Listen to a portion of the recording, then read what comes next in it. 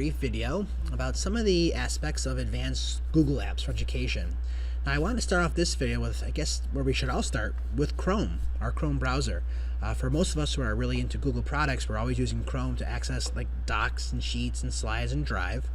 Let's talk about some of the aspects of the browser itself that we can use to customize it and make it more useful for us and for our students. One of the first things I want to talk about today are something called on this Bookmark Bar. Now, if you notice in my Bookmark Bar, I have a lot of icons, and they keep on going further down the list there, right? I gotta clean some of this up.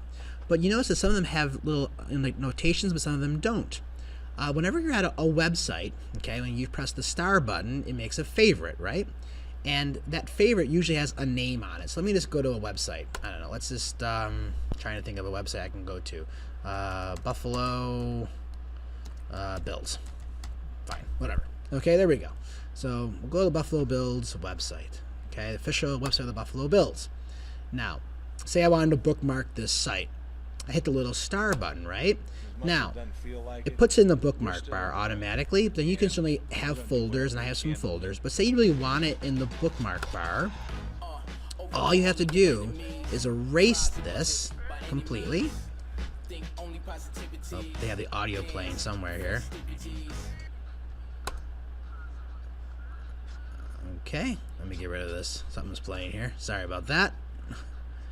Okay, cool. So now, on my bookmark bar, probably at the very bottom here, you'll see it somewhere. It should say Buffalo Bills. Now it's going to make a liar out of me. Let's try that one more time. I'm going to bookmark it. I'm going to erase this. And then I'm going to be done. Okay, so now if I go to my rest of my bookmarks here, at the very end, there's just the Bills icon. And now I could drag it up to here, and it's just the Bills icon. Isn't that neat? So you can actually customize this bookmark bar and fit some of your favorites up here without having all that text. Now sometimes I'll actually relabel it. Like I'll actually give it my own sort of annotation, my own sort of shorthand, and I know what these mean, right? So then that's really easy for you as well. So that's just one little tip about editing the bookmark bar. All right, now the next thing I really want to talk about are extensions. Now you see all these little things I have here. You know, Chrome is great for adding extensions, and I could like move this, you know, back and forth to show some of my extensions. Now for me, a lot of them I like to use, like I love screencasting. So this is my Screencastify one. I can make a quick video right now of this screen and share it with everybody. Okay, these are like for some like screenshot apps that I really like. Okay, so I want to maybe just capture a part of an area of this page. I can just capture this, right? Now I can like save it or do something with it or annotate it. All right, these are just a lot of really great extensions, all right, for like URL shorteners and things of that nature. This is one of my favorite ones. It's called Push Bullet, and Push Bullet actually allows me to see texts or notifications from my phone right in my Chrome browser, and I can actually reply to texts right from my Chrome browser. Very convenient, okay, especially at meetings. All right, so you have all these kind of neat extensions. Well, where do you find them? Okay, well, where do you manage them too? I guess I'm going to talk about two things. Well, there is this wonderful place called the Chrome Webstore. Okay, so I'm going to type in Chrome Webstore. All right, and there it is, chrome.google.com Webstore. And this is the place where you can start searching for extensions. Now here they're featuring apps. We're going to get to those in a moment. But I can just go to extensions, and these are all like the featured extensions you can add to your Chrome browser to make it more useful. All right, and all you gotta do is find one and say yes, I want to add it. All right, personal dashboard, about grammar, all these kind of really neat things you can add. The Santa tracker, my daughter loves that, right?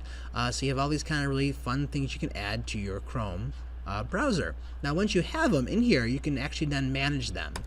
You go over here in the little upper right hand corner, these three little dots, and go to settings. Okay, and I'm going to come back to settings in a moment, and here are your extensions. Okay, so you have all your extensions here where I can now manage them. I can get rid of some of them, and you can move these around. Certainly you can move them and, you know, put them in an order that's more convenient for you, and that's in your settings. Okay, now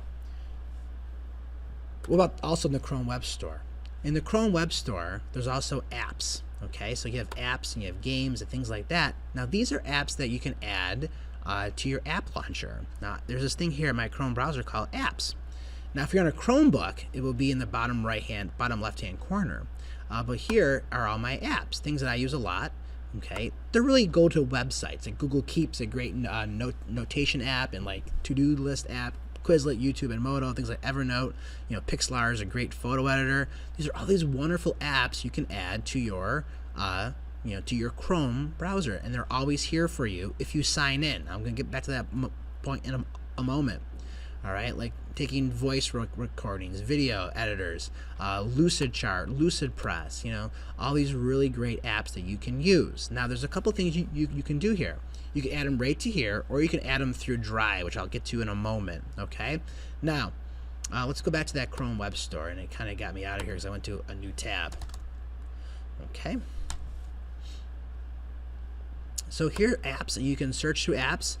You can kind of go by categories here. Popular, business tools, education apps, right? So let's go to education apps. So these are some great ones you can use with your students, right? And you can really find some great apps. Now, students can also add extensions and apps to their Chrome browser. Even as a student, they can do this. So if they log into a Chromebook, all their apps will always be here. So if there's certain apps that you're always using with your students, have them add them to their either extensions or as apps to their Chrome browser. Now, the key is that you had to be signed into Chrome. Now, when you use a Chromebook, you're automatically signed in, right? But if you're on a PC or a Mac, make sure if you go to your settings, right now I'm signed into my local account, my Gmail account, and I'm signed in, and it syncs everything. So if I go to any machine in the world, any place in the world, and I sign into Chrome and I sign in with my Gmail account, all of this will pop up. All of my apps will pop up, no matter where I am. If I log into a Chromebook, all of this will always be here in the exact same, look the exact same way. So that's really important that you sign in.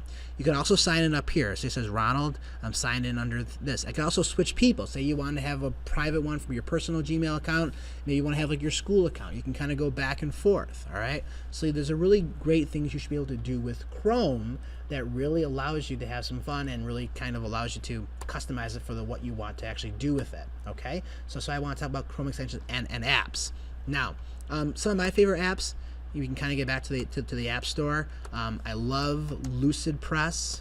Lucidpress is a sort of a free design tool, and I use that a lot with my students, okay? And I can just also go to lucidpress.com. It's the same thing. It just takes you to a website. This is a free sort of poster maker and digital editor and a lot of really kind of neat things that you can do in Lucidpress. Just some of my favorite ones you might want to check out. You can use it with all grade levels. I make badges for my students. I also do some more for Canisius there as well. We make awards. We're doing a t-shirt design for my military history class, and I designed the t-shirt logo right here in Lucidpress. So you have a lot of fun with your students, like doing neat creative posters and things like that. You can embed web images and YouTube videos and sounds, and really have a lot of fun. So it's a great tool. Another one that I've shared in other videos that I've done is Lucid Chart. Go to Lucid Chart. These are all apps. Okay, so I can add them as apps. They're also websites. Okay, so this is another one, and they're great. They make free education accounts. You sign up with Google. You tell them that you're a teacher, and they'll let you have like 100+ accounts for your students. Tons of accessibility. This is a great diagramming, web mapping sort of online tool, which is wonderful to use with students. So definitely check out Lucid Chart. Great mind maps we've done in class together, things of that nature. There's a lot of fun things here. So you can have a lot of fun finding apps, and they will all appear in here, and they're really good to go. Now, I want to go in a couple of different directions here. One more thing about apps. If I go into my Drive, I know I'm giving you a lot here, and I go to Drive, you can also have apps added in Drive. A lot of it's overlapping. It's the same stuff, right? But you go to New here, right? And the default for New is I always use your Google Docs, Sheets, and Slides, right? If I go to More, well, I have Google Drawings, Google Sites, there's Lucid Chart, Lucidpress, Pixlr. I've added all these, and I could connect more apps, okay? So you could connect apps to Drive, and it pretty much comes up with a lot that you saw in the other places. So now it's synced with your Drive. It will save stuff to Drive, and now you have all your apps already go, both in your Chrome browser and also connected to Drive. So you can have a lot of fun going through all of that. All right. Now, the last thing I want to talk about, okay, is extension that I love, which is called Tab Cloud. So you're going to see this little cloud right here. Now what Tab Cloud does, see how I love having multiple tabs open. And ever hate having to close down your browser and then you have to bring this all back up? Well, Tab Cloud will save tabs and sessions for you. So if I click on Tab Cloud, it brings up all stuff that I've saved. Now I'm doing a lot of stuff with students, and I use a lot of Google Classroom stuff.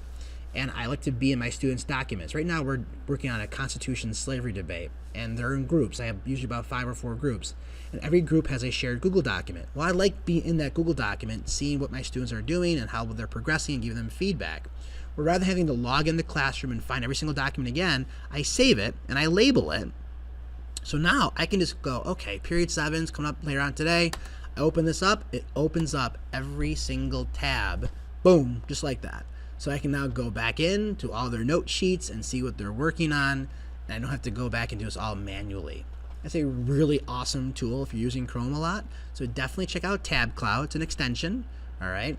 And definitely add that. So I can go into all their note sheets and see what work they're doing, which is really important for me. It's all going to load up in a moment, but I just wanted to actually show you that. So that's a really kind of a neat extension, okay? So there's their document. I can go into it later and see how much work they've gotten done on it. All right. So again, if we go back to our Chrome Web Store, and if I go to extensions, click on that, and I'm going to type in Tab Cloud, and there it is. Just add. So you just got to add it to it. All right. So there's a lot of different ones like that, but I love Tab Cloud. Okay. Awesome. So that's kind of pretty much wraps up what I want to talk about in this module here. So definitely hope this helps you out. One more thing I mentioned, I think it's on my sheet here. Google Apps for Education is no longer called that. It's actually called G Suite. Okay, so we go to G Suite. That's the new name for it. They kind of changed it. It used to be called GAF, Google Apps for Education, but now everything is called G Suite. That just changed a couple months ago, but it's the same stuff. So just don't get confused by that. All right. Thanks, everyone, and have a great day. Bye-bye.